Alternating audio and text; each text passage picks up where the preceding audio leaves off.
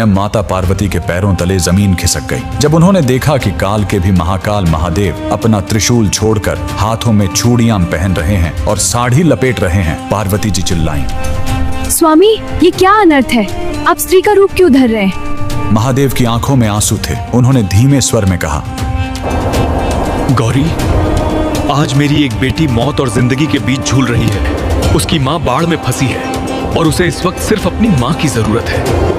जी हाँ, महादेव एक औरत बनकर एक गर्भवती महिला की डिलीवरी कराने पहुंचे थे। आखिर वो भक्त कौन थी जिसने महादेव को दाई बनने पर मजबूर कर दिया? यह कहानी है दक्षिण भारत की रत्नावती नाम की एक परम शिव भक्त की। वह गर्भवती थी, समय निकट था। उसने अपनी माँ को बुलवाया था, लेकिन तभी कावेरी नदी में भयानक बाढ़ आ गई। उसकी माँ नदी के उस पार फंस गई। इधर रत्नावती को प्रसव पीड़ा शुरू हो गई। आधी रात, बिजली की कड़क, चारों तरफ सन्नाटा, घर में कोई नहीं। वो दर्द से तड़प रही थी और बस एक ही नाम पुकार रही थी, हे महादेव, हे मेरी माँ, मेरी रक्षा करो। कैलाश पर महादेव का आसन डोल गया। माँ पहुँच नहीं सकती थी, इसलिए महादेव ने स्वयं उसकी माँ का रूप धरा। अचानक रत्नावती के घर का दरवाजा धीरे से खुला। सामने उसकी माँ खड़ी थी। उस माँ ने रत्नावती का सिर अपनी गोद में रखा, उसे सहारा दिया, एक कुशल दाई की तरह उसके बच्चे का जन्म करवाया। पूरी रात महादेव एक औरत बनकर अपनी बेटी की सेवा करते रहे। उसे खाना खिलाया, लोरी गाकर सुलाया। सो जा मेरे लाल, तू